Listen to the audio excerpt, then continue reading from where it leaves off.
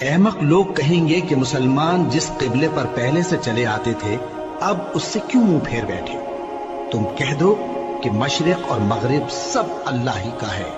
وہ جس کو چاہتا ہے سیدھے رستے پر چلاتا ہے، اور اسی طرح ہم نے تم کو امت معتدل بنایا ہے تاکہ تم لوگوں پر گواہ بنو اور پیغمبر آخر الزمان صلی اللہ علیہ وآلہ وسلم تم پر گواہ بنے۔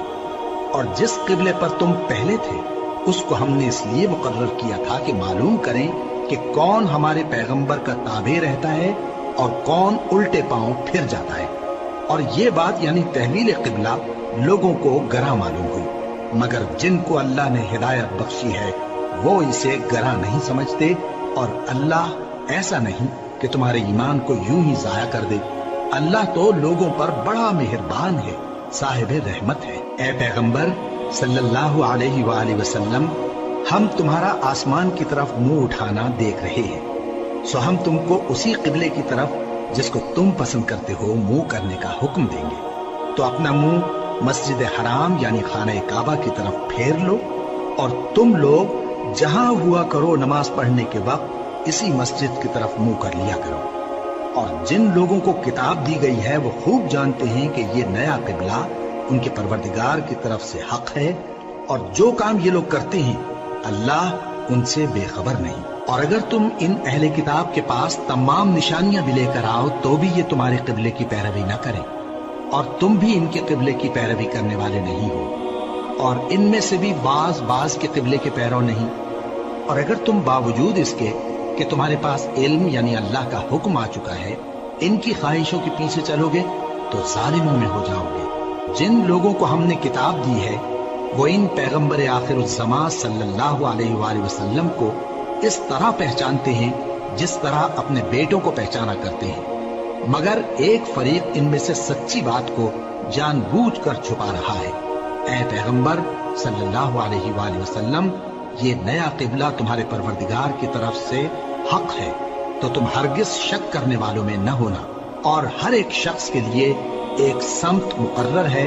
جدھر وہ عبادت کے وقت منہ کیا کرتا ہے، تو تم نیکیوں میں سبقت حاصل کرو۔ تم جہاں ہوگے اللہ تم سب کو جمع کرے گا،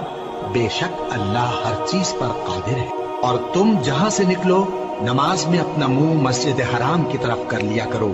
بے شبہ یہ تمہارے پروردگار کی طرف سے حق ہے، اور تم لوگ جو کچھ کرتے ہو اللہ اس سے بے خبر نہیں۔ اور تم جہاں سے نکلو مسجد حرام کی طرف منہ کر کے نماز پڑھا کرو، اور مسلمانوں تم جہاں ہوا کرو اسی مسجد کی طرف رخ کیا کرو۔ یہ تاکید اس لیے کی گئی ہے کہ لوگ تم کو کسی طرح کا الزام نہ دے سکیں، مگر ان میں سے جو ظالم ہیں وہ الزام دیں تو دیں، سو ان سے مت ڈرنا اور مجھی سے ڈرتے رہنا، اور یہ بھی مقصود ہے کہ میں تم کو اپنی تمام نعمتیں بخشوں، اور یہ بھی کہ تم راہ راست پر چلو۔ جس طرح من جملہ اور نعمتوں کے ہم نے تم میں تمہیں میں سے ایک رسول بھیجے ہیں جو تم کو ہماری آیتیں پڑھ پڑھ کر سناتے اور تمہیں پاک بناتے، اور کتاب یعنی قرآن اور دانائی سکھاتے ہیں، اور ایسی باتیں بتاتے ہیں جو تم پہلے نہیں جانتے تھے۔ سو تم مجھے یاد کیا کرو، میں تمہیں یاد کیا کروں گا، اور میرا احسان مانتے رہنا اور میری ناشکری نہ کرنا۔ اے ایمان والو، صبر اور نماز سے مدد لیا کرو، بے شک اللہ صبر کرنے والوں کے ساتھ ہے۔ اور جو لوگ اللہ کی راہ میں مارے جائیں ان کی نسبت یہ نہ کہنا کہ وہ مرے ہوئے ہیں، وہ مردہ نہیں بلکہ زندہ ہیں، لیکن تم کو شعور نہیں۔ اور ہم کسی قدر خوف اور بھوک اور مال اور جانوں اور میووں کے نقصان سے تمہاری آزمائش کریں گے، اور صبر کرنے والوں کو بشارت سنا دو کہ ان لوگوں پر جب کوئی مصیبت واقع ہوتی ہے تو کہتے ہیں کہ ہم اللہ ہی کا مال ہیں اور اسی کی طرف لوٹ کر جانے والے ہیں۔ یہی لوگ ہیں جن پر ان کے پروردگار کی عنایتیں ہیں اور خصوصی رحمت بھی ہے، اور یہی سیدھے رستے پر ہے۔ بے شک کوہ صفا اور مروہ اللہ کی نشانیوں میں سے ہیں، تو جو شخص خانہ کعبہ کا حج یا عمرہ کرے اس پر کچھ گناہ نہیں کہ دونوں کے درمیان چکر لگائے، بلکہ یہ ایک نیک کام ہے، اور جو کوئی نیک کام کرے تو اللہ قدردان ہے، دانا ہے۔ جو لوگ ہمارے حکموں اور ہدایتوں کو جو ہم نے نازل کی ہیں کسی غرض فاسد سے چھپاتے ہیں،